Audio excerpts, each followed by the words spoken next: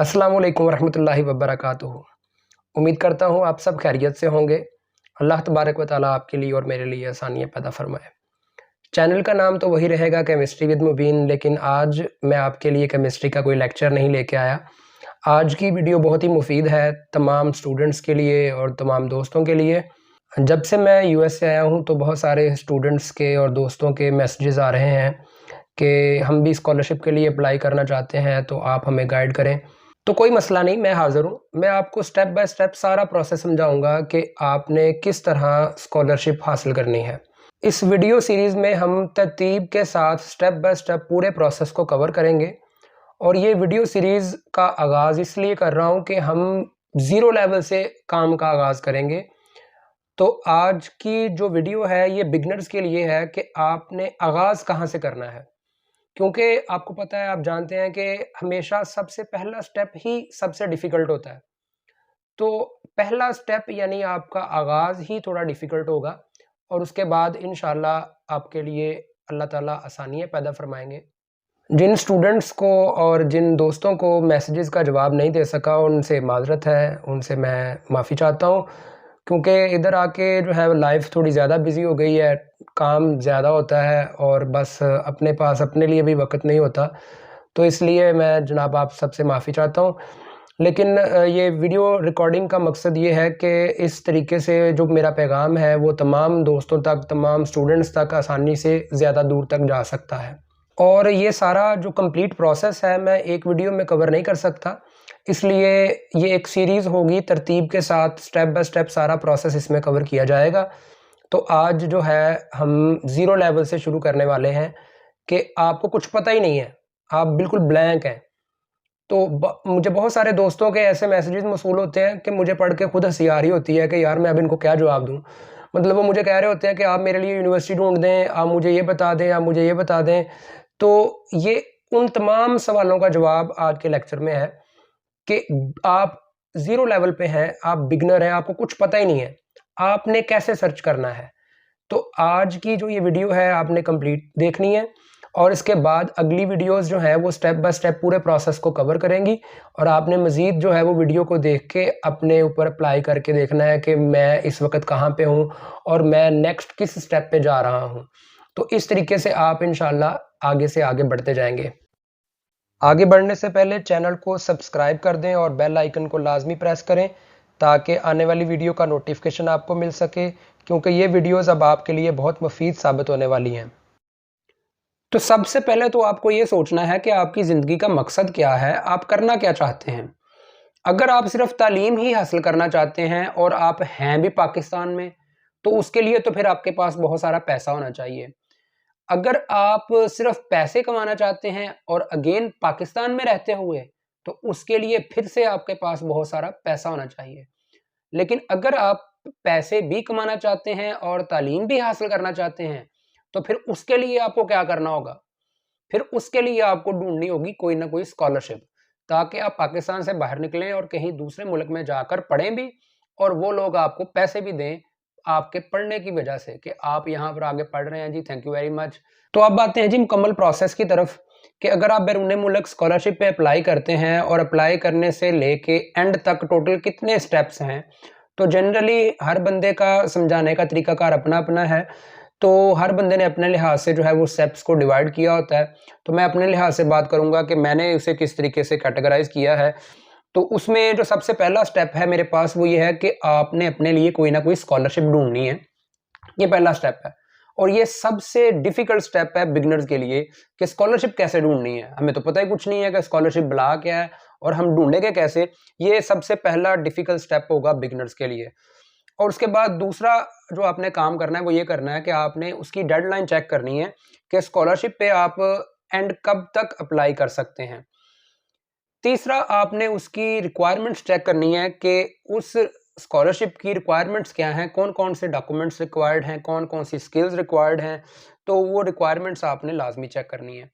अगर आप उनकी जो रिक्वायरमेंट्स हैं, उनका जो क्राइटेरिया है उसके साथ मैच कर रहे हैं, तो फिर आपने जो है अपने सारे डॉक्यूमेंट्स कंप्लीट कर लेने हैं, जो-जो आपको चाहिए कि हमें इस स्कॉलरशिप को अप्लाई करने के लिए फ़लाँ-फ़लाँ सारी चीज़ें चाहिए।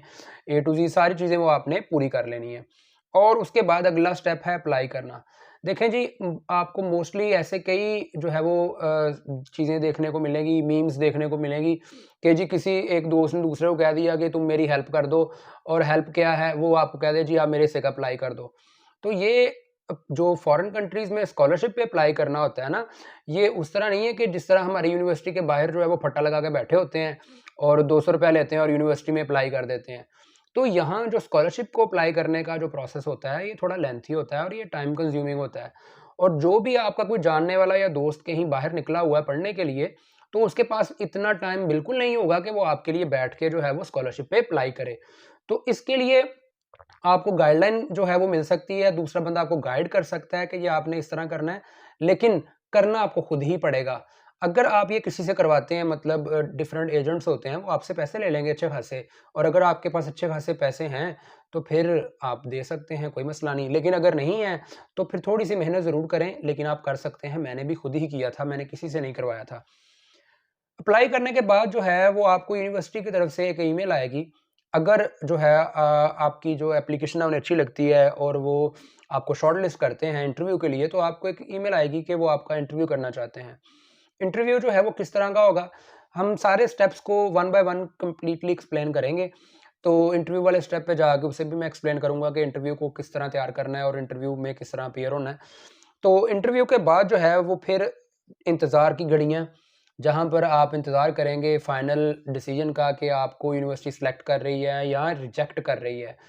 तो अगर रिजेक्शन हो जाती है तो घबराने की कोई बात नहीं है, क्योंकि रिजेक्शन भी तो उसी की हुई है ना जिसने अप्लाई किया है, और एक बंदा जो है वो अप्लाई ही नहीं करता, उसकी कहाँ से रिजेक्शन हो जानी है। तो आपने एक कदम उठाया है, तो रिजेक्शन होगी, कोई मसला नहीं है, इंशाल्लाह सिलेक्शन भी हो जाएगी। तो घबराना नहीं है इस मामले में, ये बिल्कुल इमरान खान वाला नहीं है। ये मैं सच कह रहा हूँ कि घबराना नहीं है, अल्लाह ताला की ज़ात जो है वो बहुत रास्ते खोलने वाली है। तो कोई ना कोई रास्ता ज़रूर खुलता है, आप बस मेहनत करें और अप्लाई करें। इंशाल्लाह अगर आप अप्लाई करते हैं, तो उसके बाद कोई ना कोई रास्ता ज़रूर निकल आएगा। उसके बाद जो है अगली चीज़, अगर आप ज़ीरो से स्टार्ट कर रहे हैं, ये तो मैंने आपको ब्रीफली एक्सप्लेन कर दिया है कि जी प्रोसेस में कितने-कितने स्टेप्स हैं, आपको क्या-क्या करना है, ये तो हो गया।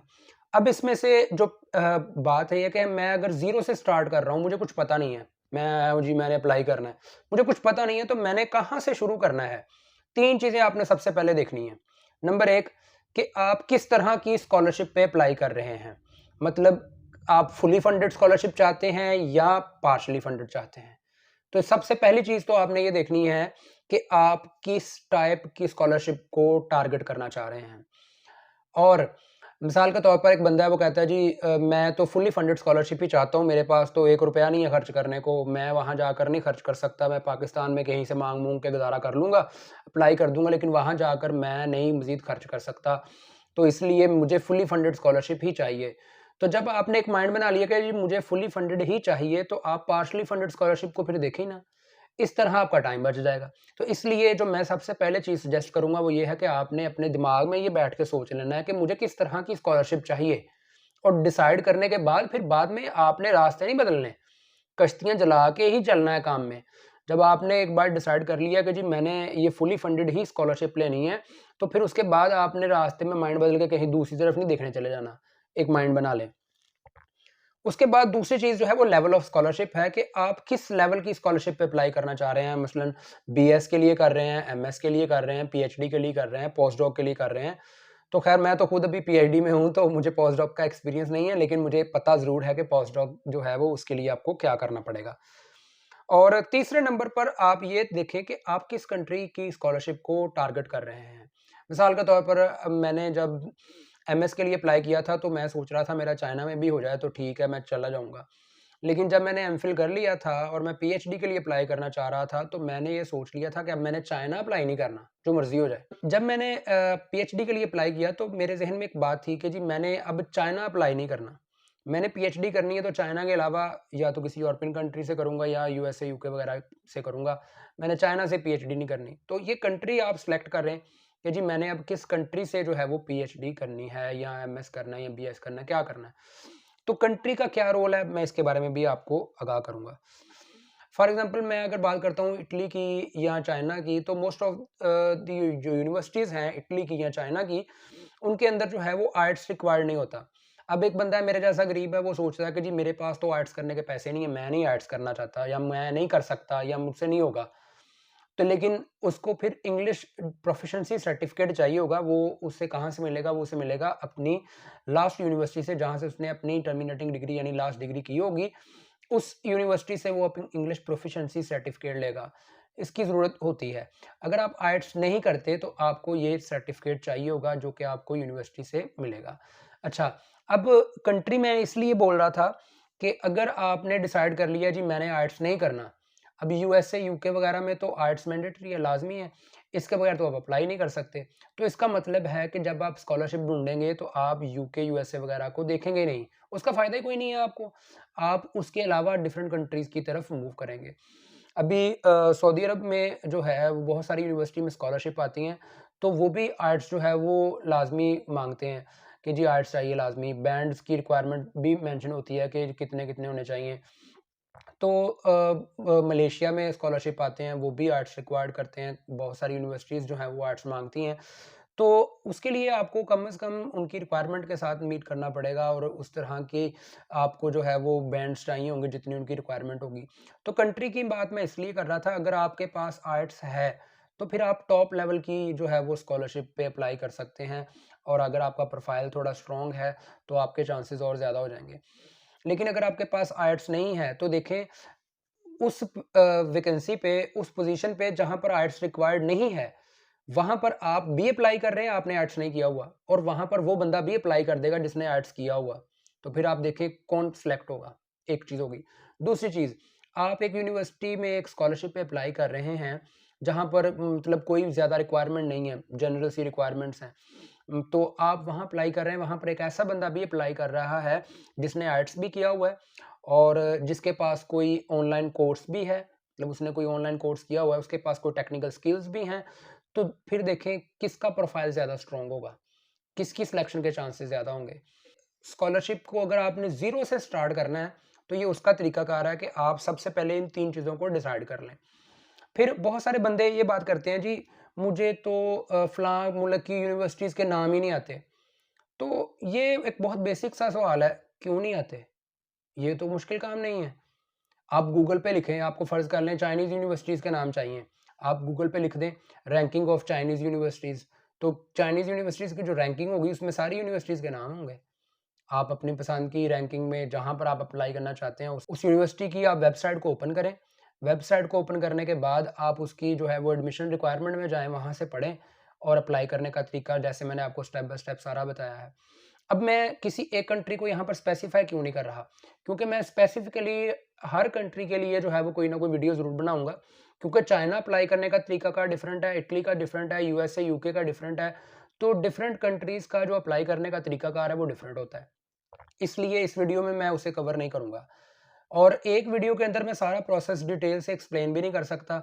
इसके लिए मुझे एक से ज़्यादा वीडियोज़ बनानी होंगी, जिसकी वजह से मैं जो है वो इसको एक सीरीज़ का नाम दे रहा हूँ कि तरतीब के साथ मैं बहुत सारी वीडियोज़ बनाऊँगा। तो आज जो है वो मैं पहले स्टेप के लिए थोड़ा-सा आपको हिंट दे देता हूँ, आइडिया दे देता हूँ। पहले स्टेप के लिए अब हम अगली वीडियो आपके साथ शेयर करेंगे जिसमें मैं आपको पहले स्टेप को डिटेल से एक्सप्लेन करूँगा। पहला स्टेप क्या था? Finding a scholarship. आपने जब स्कॉलरशिप ढूँढनी है तो आपने अपना बजट देखना है। बजट किस लिए मैंने बोला कि आपको जो स्कॉलरशिप जो है उसकी रिक्वायरमेंट देखनी है, अगर उसमें आर्ट्स रिक्वायर्ड है, आपका बजट नहीं है आर्ट्स करने का, तो फिर इसलिए आपको बजट की ज़रूरत है।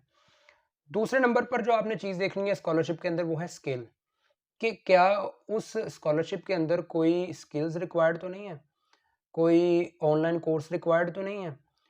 क्या उनकी कोई स्पेसिफिक रिक्वायरमेंट्स जो कि डिग्री से हट के हों, वो चीज़ें आपने देखनी है। इन चीज़ों को देखेंगे। ये तो तब आप देखेंगे ना जब आपको पता हो कि स्कॉलरशिप क्या है, कौन-सी स्कॉलरशिप देखनी है। तो हमारा जो अगला लेक्चर होगा वो इसी के मुताल्लिक होगा जिसमें मैं आपको ये बताऊँगा कि हमने कौन-सी स्कॉलरशिप देखनी है। इसके अलावा मैं नीचे यूट्यूब के अपने चैनल के अंदर जो है वो लिंक मेंशन कर दूँगा अपने फ़ेसबुक पेज का। उस पेज पे मैं इंशाल्लाह जो है वो स्कॉलरशिप पोस्ट किया करूँगा बाकायदा कि किस कंट्री में, किस यूनिवर्सिटी में कौन-सी स्कॉलरशिप है, तो आप वहाँ से भी सर्च कर सकते हैं, देख सकते हैं। अगर आपको कोई किसी किस्म की परेशानी हो तो आप मुझसे राब्ता कर सकते हैं। मैं ये नहीं कह रहा कि मुझे सारा कुछ पता है, लेकिन एट लीस्ट जितना मैंने एक्सपीरियंस किया है मैं उतना ज़रूर आपके साथ शेयर कर सकता हूँ। हो सकता है मैं कुछ जगहों पे गलत भी हूँ, लेकिन जहाँ से आपको अच्छी इन्फॉर्मेशन मिले आप वहाँ से लाज़मी ले सकते हैं। लाज़मी नहीं कि आप जो मैं बात कर रहा हूँ वही 100% श्योर है। आखिरी बात ये है कि अब आपने अगली वीडियो का इंतज़ार करना है और यहाँ तक जो चीज़ें मैंने बताई हैं इनको कवर अप कर लेना है कि आपने पहले 3 चीज़ों में से डिसाइड कर लेना है कि आप किस टाइप की स्कॉलरशिप चाहते हैं, आपका लेवल क्या है, आपका कंट्री जो है वो क्या है, किस कंट्री को आप टारगेट कर रहे हैं। फिर उसके बाद आपने ये देख लेना है कि आपका बजट क्या है। क्या आप अपने एप्लीकेशन के ऊपर कुछ पैसे खर्च सकते हैं? और ये जो मैंने पैसे खर्च सकते हैं वाली बात की है, ये आपने खुद खर्चने हैं, किसी एजेंट को नहीं देने। कहाँ पर खर्चने हैं? लाइक आप आइल्स करते हैं, कोई ऑनलाइन कोर्स करते हैं, कोई भी चीज़ जो मैं आपको गाइड कर सकता हूँ कि आप ये कर लें, वो कर लें। तो ये वहाँ उसके ऊपर पैसे खर्चने हैं, हमने किसी एजेंट को कोई ₹1 नहीं देना। डायरेक्ट यूनिवर्सिटी की अप्लाई करने की जो फ़ीस होती है, वो जमा करवाएँगे और अल्लाह के सुपुर्द और फिर बैठ के इंतज़ार करेंगे। ठीक है? अब आपने अगली वीडियो का इंतज़ार करना है और तब तक के लिए अल्लाह हाफ़िज़। अल्लाह ताला आपको अपने हिफ़्ज़ व अमान में रखे, आपके लिए आसानियाँ पैदा करे। अगर वीडियो पसंद आई है और मज़ीद इस तरह की वीडियोज़ चाहते हैं, तो चैनल को सब्सक्राइब लाज़मी कर दें और बेल आइकन को लाज़मी प्रेस कर दें। Thank you for listening. तब तक के लिए अल्लाह हाफ़िज़।